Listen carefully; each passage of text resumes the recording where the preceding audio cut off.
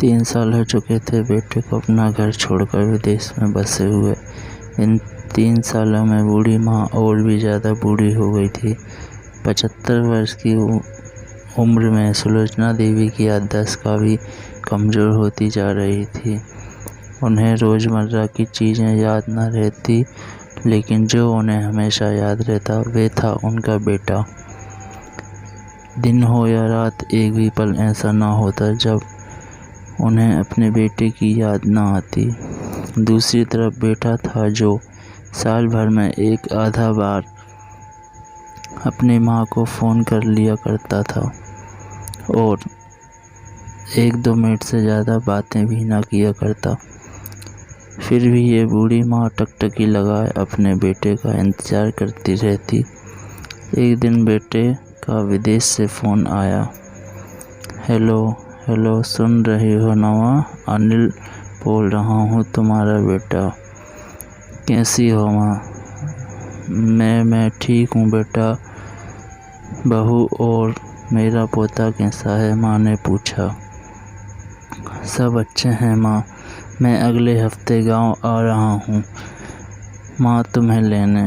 अब हम सब साथ ही लंदन में रहेंगे। माँ तुम्हारा बहू कह रही थी माँ को यहाँ पर लेकर आओ, बेचारी अकेले वहाँ परेशान होगी, बेटे ने कहा। माँ की बूढ़ी सूखी आंखें आंसुओं से भीग गईं।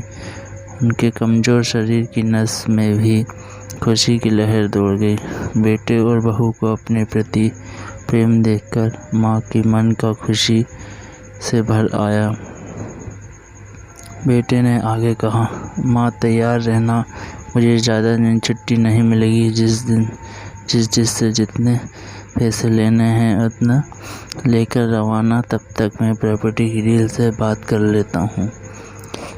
घर के लिए माँ ने पूछा। हाँ माँ, गाँव का घर हमें बेचना पड़ेगा। अब हम साथ में ही रहने वाले हैं तो वहाँ घर रखने का कोई मतलब नहीं। माँ बेटे से कहा। बुढ़ापे की वजह से ठीक से चलने में अक्षम माँ ने पूरे मोहल्ले में घूम कर अपनी खुशी की खुशखबरी को सबको सुनाया। सभी को खुशी हुई। सबको लगा माँ जी के आखिरी दिन अपने परिवार के साथ खुशी से बीत जाएंगे। घर वापस आकर माँ ने अपने घर के कोने कोने को देखा जैसे वे अपने दूसरे बेटे को देख रही हो। देखे भी क्यों ना, उस घर को अपने बेटे से कम थोड़ी समझा था। अपने पति के साथ 40 साल यहीं तो बिताए थे, लेकिन अब मजबूर थी। बुढ़ापे आखिरी साल बेटे और बहू के साथ बिताना चाहती थी। दिल पर पत्थर रखकर घर बेचने के लिए माँ तैयार हो गई। आनन फानन में बेटे ने घर को आधे दामों पर बेच दिया। माँ ने ज़्यादा नहीं, लेकिन जिन चीज़ों से दिल लगा था चीज़ों को समेटा और बेटे के साथ टैक्सी में बैठकर एयरपोर्ट के लिए चली गई। एयरपोर्ट पर आकर बेटे ने माँ से कहा, माँ तुम यहाँ बेंच पर बैठो, मैं सामान और बोर्डिंग का पास की जांच करा कर आता हूँ। वहाँ वक्त लगता है और खड़ा रहना पड़ता है, तुम्हें तकलीफ़ होगी, तुम यहीं आराम करो। मैं यूँ गया और यूँ आया। माँ बेंच पर बैठ गई और बेटा अंदर चला गया। काफ़ी समय हो गया बेटा वापस नहीं लौटा। वहाँ सोचने लगी ज़्यादा भीड़ होगी इसलिए देर लग रही हो। अंधेरा होने के कारण आया। अब लोगों की चहल कभी भी कम हो गई थी। माँ को अब चिंता होने लगी। एक कर्मचारी ने आकर पूछा, किससे मिलना है माँ जी आपको? यहाँ पर क्यों बैठी हो? डरी हुई आवाज़ में सुलोचना देवी बोली, मेरा बेटा अंदर सामान की जांच कराने गया। लंदन जा रहे हैं हम। क्या नाम है माँ जी आपके बेटे का? कर्मचारी ने पूछा। अनिल नाम है मेरे बेटे का, सुलोचना देवी ने बताया। कर्मचारी अंदर गया और थोड़ी देर बाद बाहर लौटा।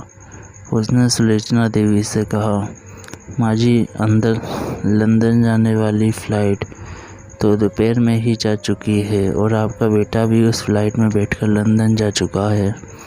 अब आपके यहाँ बैठने का कोई मतलब नहीं, आप भी घर चले जाइए। क्या जा चुकी है?